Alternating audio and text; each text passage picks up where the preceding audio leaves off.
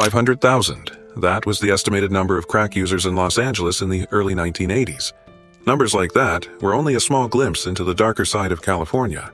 Under the lights of Hollywood, those small white rocks were not only burning in glass pipes, they were also burning away the future of an entire generation. Amid all that glitter lived people few ever noticed. Some turned nightclubs into drug markets. Others managed operations with nothing but notes passed from prison cells. Some moved millions of dollars in a single night. Others collapsed at festivals, a gun still in hand. Today, we count down the top 10 most dangerous drug figures in California. We begin at number 10, and each number is another layer of the story. Number 10. Eddie Nash, the Hollywood drug kingpin. Los Angeles, summer of 1981. Laurel Canyon, once a place where musicians wrote songs and partygoers filled mansions, suddenly became the scene of a bold robbery. More than $1 million in cash, drugs, and jewelry disappeared in a single night. Tied up in his own living room was none other than Eddie Nash, the well-known nightclub owner who had risen from a traveling circus act to become a powerful name in Hollywood nightlife. That night, Nash was on his knees, begging for his life. It was an image far from the glamour of his dance floors. His real name was Adel Nasrallah. Born in Palestine, he immigrated to the United States with nothing. At first, he sold hot dogs on the street. Then he opened a bar and later built a chain of nightclubs. The Starwood, Odyssey, Alibaba's, neon lights, rock musicians, hustlers, sex workers, and the wealthy elite. But the music downstairs was only a cover. Upstairs, cocaine passed hand to hand, contracts signed in clouds of smoke. Hollywood nightlife had become a marketplace for white powder. Nash ran his empire like a machine. He had accountants to wash the money, lieutenants to guard the warehouses, and Gregory Dials, his heavy-set enforcer, to collect debts. If someone came up short, violence followed. From the clubs, to the stash houses, to the street dealers, then back into his shell companies, the cycle worked like a miniature cartel in the heart of Los Angeles. The 1981 robbery humiliated Nash. Days later, on Wonderland Avenue, 4 people were found dead. Investigators believed it was payback from Nash. But according to court records, the state trial collapsed. One jury deadlocked, then came an acquittal. Years later, prosecutors showed Nash had paid $50,000 to buy a not guilty vote. He slipped through the cracks, but the public began calling him the one who got away.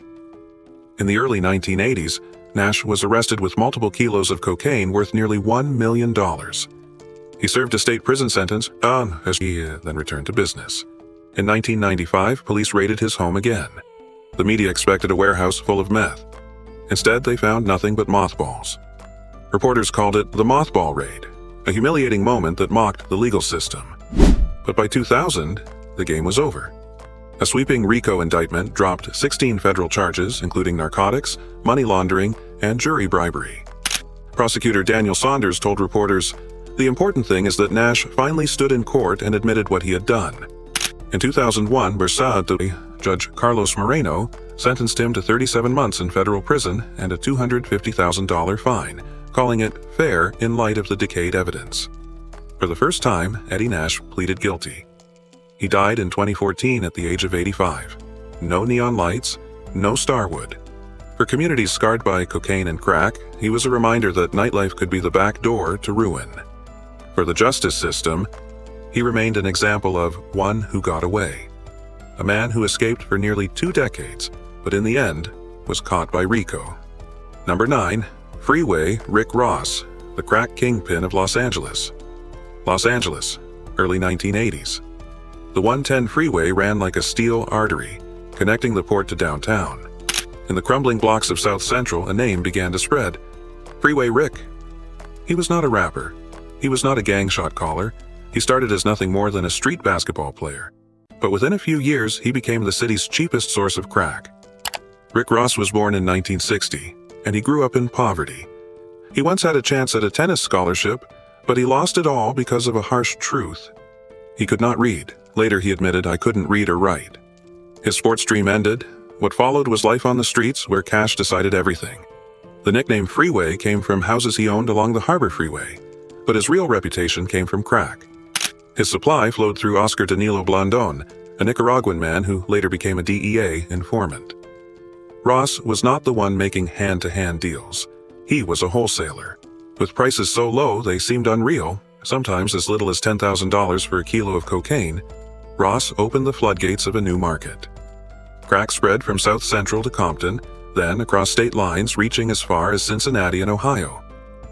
The model was simple. Ross sold in bulk. The Crips and the Bloods handled the street distribution. He never needed a private army. His only weapon was supply. Cash poured in by the millions, then tens of millions. Newspapers called it millions a day. Court records later described something more disturbing. Up to 20 kilos sold in a single day, enough to flood an entire neighborhood in smoke. In 1986, police raided a warehouse and seized hundreds of kilos. Ross fled Los Angeles and tried to rebuild in Cincinnati, but no matter where he went, the law followed. In 1996, the DIEA used Blandón to set a trap, a deal involving 100 kilos of cocaine. Ross stood in a San Diego courtroom, facing a life sentence under the three strikes law. Prosecutor L.J. O'Neill said bluntly, this is the man who reveled in his fame as a cocaine dealer. Judge Marilyn Huff delivered the sentence with no sympathy.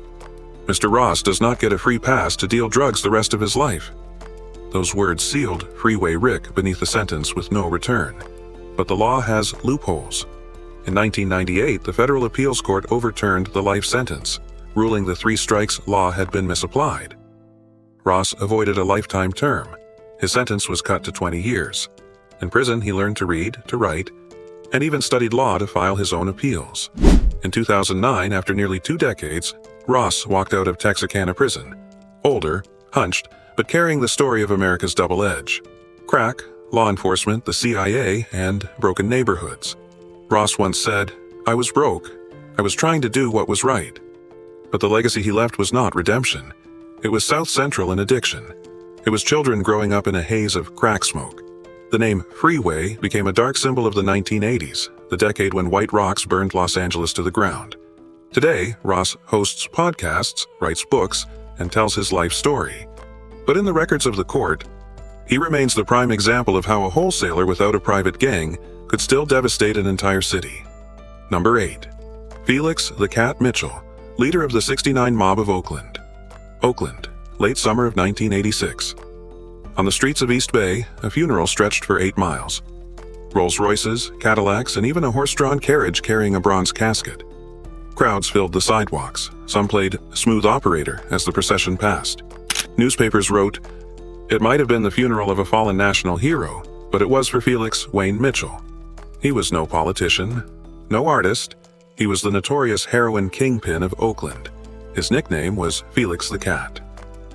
Born in 1954 in Oakland, Mitchell grew up in public housing projects where poverty and violence shaped the air itself. By the late 1970s, he built the '69 Mob, a local group that ran like a corporation. His system was simple but effective.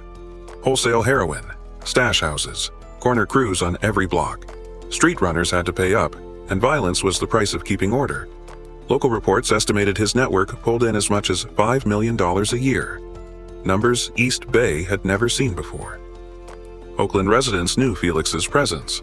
Public housing complexes turned into heroin markets where the '69 Mob set both the prices and the rules.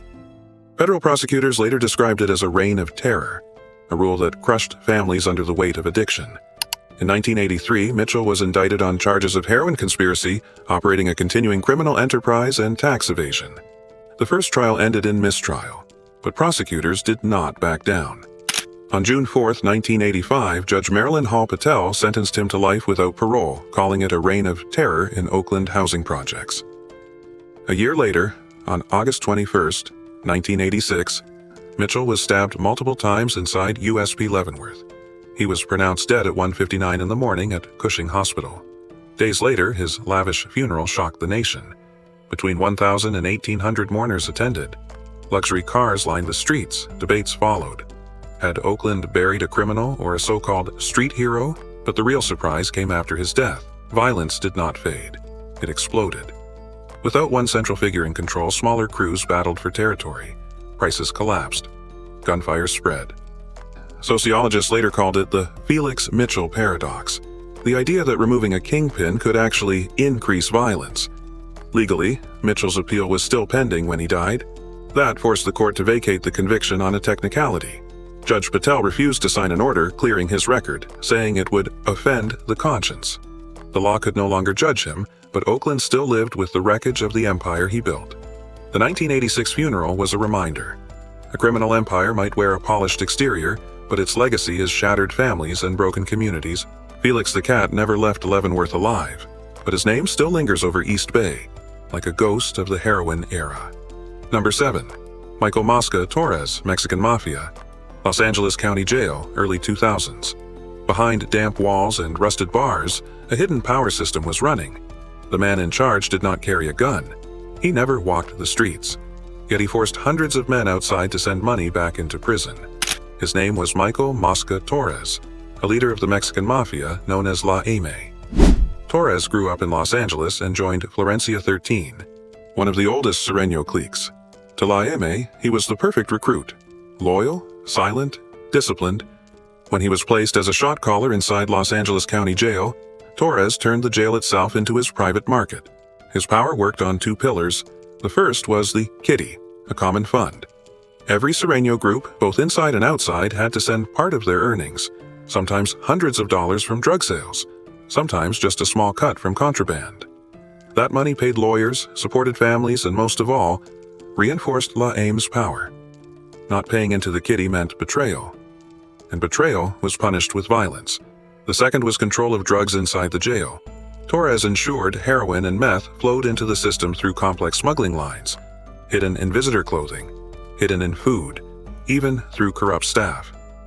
Once inside, the drugs were broken down, then redistributed at prices set by La M.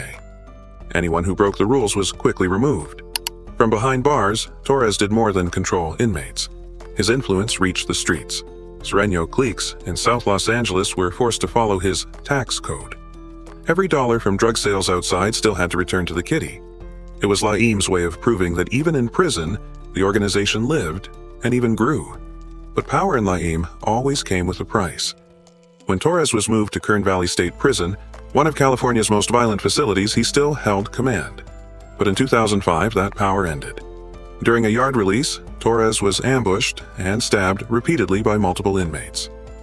The official report said several people were involved. Those familiar with La M rules knew it was an inside purge, a message that no man was untouchable, not even a leader who once controlled the kitty. The death of Torres revealed a harsh paradox. To the public, he was another criminal who turned jail into a black market. But to many Serenos, he proved that even from behind bars, one man could force an entire city to pay. Today, the name Michael Mosca Torres has faded, but his story still appears in research about La M as an example of power that was eventually buried by the organization's own cold laws. Number 6. Arturo Tablas Castellanos, La M from Pelican Bay, SHU, Pelican Bay State Prison, early 2000s. Inside a solitary housing unit, cold fluorescent lights glared over a concrete desk. Arturo Tablas Castellanos scribbled words on a small scrap of paper. It was not a love letter. It was not a plea for mercy. It was reglas, rules for the Florencia 13 gang on the streets. When that kite passed through lawyers and inmates, it became an underground constitution. It forced thousands of 13 members to obey. Castellanos had not walked the streets since the late 1970s. He was imprisoned in 1979 for homicide, then locked inside Pelican Bay's SHU from 1990 onward. From there, he became the unquestioned leader of F-13, one of the largest and oldest Sereno gangs in Los Angeles. Federal prosecutors once said, he ran it all from a solitary cell with just paper and pencil. His system ran like a machine. Every clique outside had to elect a president and vice president. They met weekly. Disputes were settled with one-on-one fights, then ended. Anyone released from prison had to show paperwork to prove they were not informants. Most important, every dollar from drugs, prostitution, or counterfeit goods had to pay tax into the common fund. That money supported inmate families, paid lawyers, and funneled back to La M inside. From Pelican Bay, Castellanos even regulated drug markets. Heroin was allowed inside county jails to cover costs, but banned on the streets. Meth, known as glass, was forbidden in jail altogether. Mexican nationals, called paisas, were exempt from F-13 extortion because they paid directly to La M. These rules gave Tablas control inside and outside through strict discipline and organized taxation. But those rules also fueled violence. Between 2004 and 2007, The Florence Firestone area of Los Angeles became a battlefield. According to federal prosecutors, orders from Castellanos triggered a series of attacks against the East Coast Crips. Dozens of people lost their lives. Many were bystanders. In court, one prosecutor said, "They just went out and started shooting." From inside a solitary cell, the name Tablas cast a shadow over the streets. In 2010, multiple F-13 members received life sentences. Castellanos remained in Pelican Bay's SHU. In 2013, he drew attention again by joining a hunger strike with 3 other leaders protesting solitary confinement. It was a paradox. A man accused of enforcing harsh rules outside, now demanding human rights inside. Today, Arturo Tablas Castellanos remains in the SHU, serving life without parole. The kites he once wrote now sit as evidence in case files. They stand as a reminder that even a scrap of paper can turn entire communities into battlegrounds. Number 5. Ronald Dean Yandell, Aryan Brotherhood. California State Prison, Sacramento. Late 2010s. Inside a cell smaller than 10 square meters, Ronald Dean Yandell sat hunched on a steel bunk. In his hands, a contraband phone hidden in a blanket. Each call lasted only minutes. But outside, it could decide the fate of a man. A heroin shipment. A green light order, a new member of the Aryan Brotherhood. Even behind bars, Yandell sat on the commission, the 3-man council that ruled one of America's most feared prison gangs. Born in 1968, Yandell grew up in the gang-ridden neighborhoods of the West. He learned early the law of survival. The weak were swallowed. In 2004, he was sentenced to life for homicide. For many inmates, that was the end of the road, but Yandell was different. With a shaved head and tattoos across his face, he became one of the most feared shot callers in California's prison system. Under Yandell, the Aryan Brotherhood worked like a hidden corporation. One side ran heroin and meth pipelines, stretching from Sacramento into multiple states. The other side managed membership and discipline. Prosecutors said the price of wearing the AB patch was blood. They described Yandell running a criminal call center from his cell, where every phone call decided who sold, who collected, and who would die. The clearest proof came with the killing of inmate Hugo Pinell, a man hated for decades. According to court records, Yandell promised an AB patch to anyone who carried it out. After Pinell was killed, Yandell ordered money from the kitty to support the attackers. A recording captured him boasting that he had given the order. For prosecutors, it was proof that inside the Aryan Brotherhood, murder was also an initiation ritual.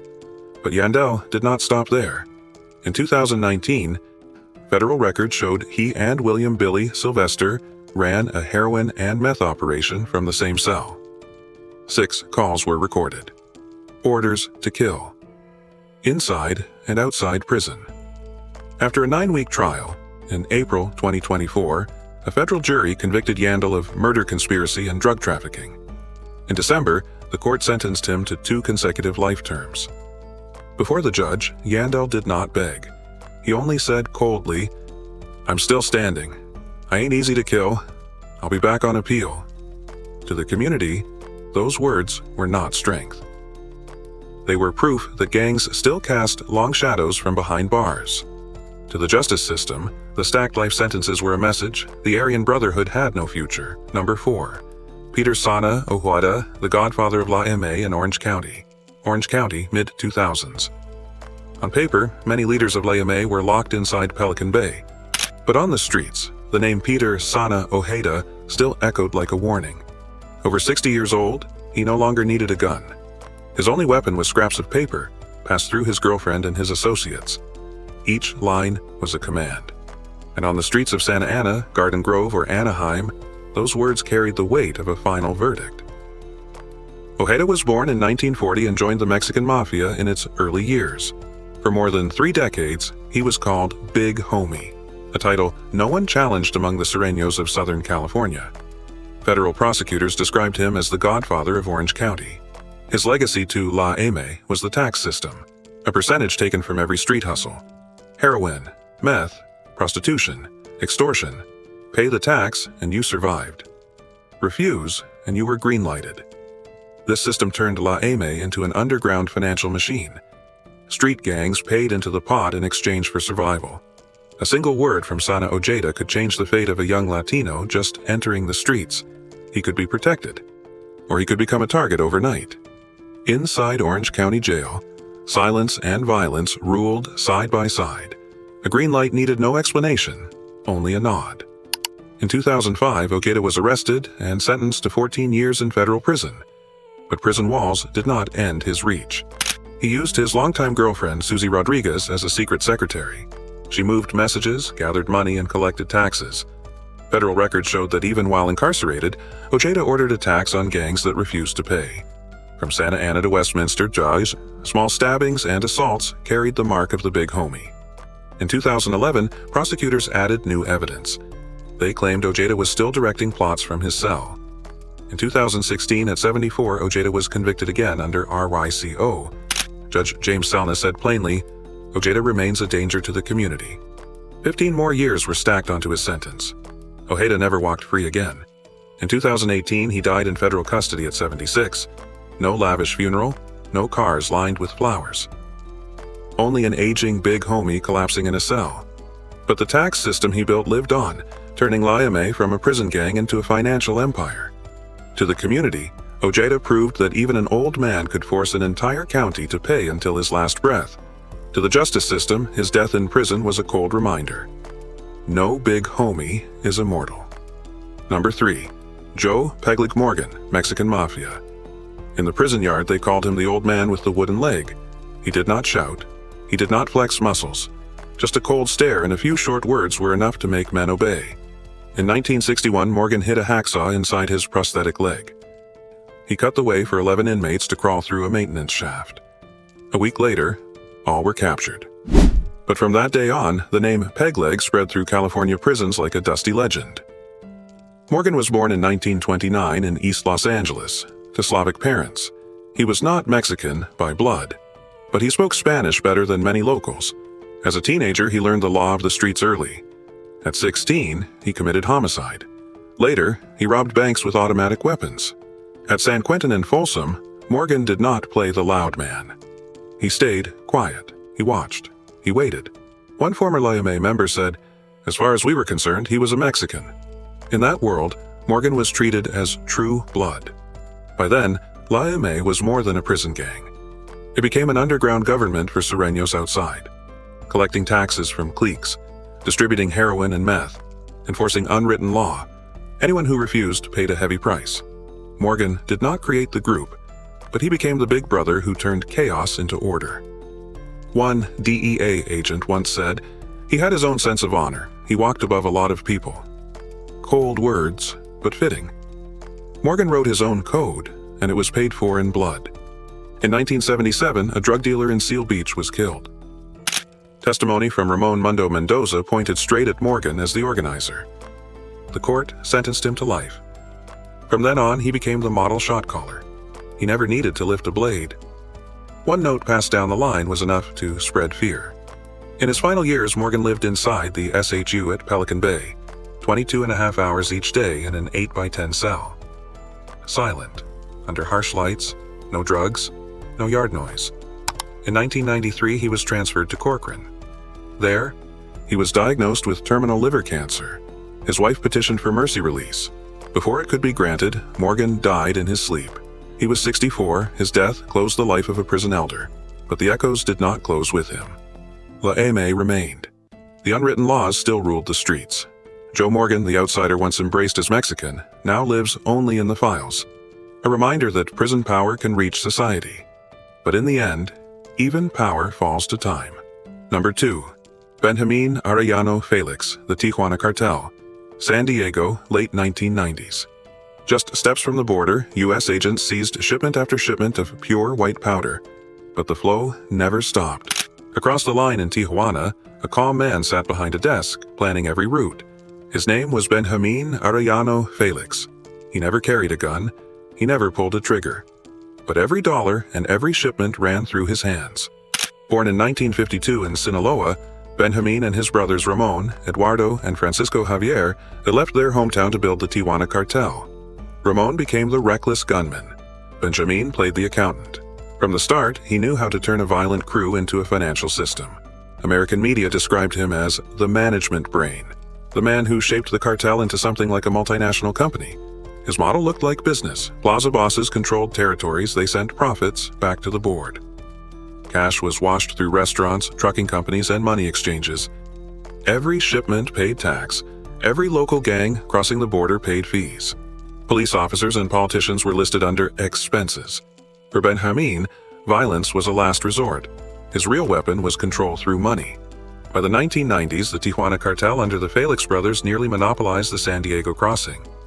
Tons of cocaine moved from Colombia through Mexico and into California. Profits counted in billions. The DEA reported they operated like a multinational with finances, accounting, and a board of directors. But alongside the structure came blood. When rivals from Sinaloa tried to push in, gun battles erupted. Shootouts on highways, even in daylight, turned Tijuana into a war zone. Benjamín always kept the image of a quiet boss. Ramón carried the reputation of the gunman. But Benjamín handled negotiations with the Cali cartel. He built money laundering pipelines into the United States. He lifted the Tijuana cartel to a level of power not seen before. To federal prosecutors, he was the architect of a criminal machine. In 2002, after years of hunting, Mexican police surrounded a residential area in Puebla. Inside a simple house, they found Ramón Arellano Félix. No gunfire, no battle, just a man bowing his head to handcuffs. Later, in USSC court, he was sentenced to 25 years for money laundering and cocaine conspiracy, a sentence that sounded light compared to the blood and cash behind him. But it was the first time the Felix name entered official American court records. Today, Benjamín sits in federal prison with a release date set for 2033. He is no longer the quiet manager of Tijuana, but his blueprint remains. The tax system, the laundering methods, the cartel as corporation model, all still carry his signature. To border communities, his name recalls a decade of blood, when Tijuana became the hottest zone between Mexico and California. To the justice system, his sentence stands as a reminder. Even the coldest architect cannot escape the reach of law. Number 1. Ramón Arellano Félix, the Tijuana Cartel. Mazatlan, Sinaloa. February 2002. Carnival drums filled the streets. Fireworks lit the night sky. A tall man in a plain shirt walked into the resort city. No one knew it was Ramón Arellano Félix, listed by the FBI as one of the 10 most wanted. He was the top gunman of the Tijuana cartel. Hours later, he fell in a shootout with police. It was an unexpected end for one of the border's most violent figures. Ramón was born in 1964 in Sinaloa in a large family. When they moved to Tijuana, the brothers built the Arellano Félix organization, known as AFO. If Benjamín was the brain, Ramón was the armed hand. His role was to command the gun squads, issue execution orders, and defend control of the Tijuana-San Diego route, one of the most profitable corridors on Earth. His system relied on plaza bosses and an army of halcones or lookouts stationed at corners and border crossings. Piso, or toll money, was charged to every group moving cocaine or heroin through the zone. Resistance meant a green light, a death order. At times, he even hired U.S. gangs. The Logan Heights gang from San Diego once worked as his hit squad, proof that Ramón pulled soldiers from both sides of the border. One of the darkest moments tied to his name came on May 24, 1993, at Guadalajara Airport, when AFO tried to assassinate Joaquín El Chapo Guzmán.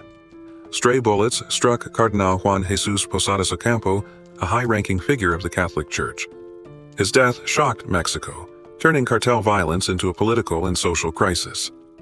From that moment, Ramón became more than a border threat.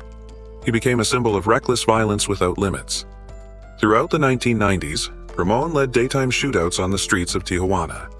The city became a battlefield between AFO and the Sinaloa cartel.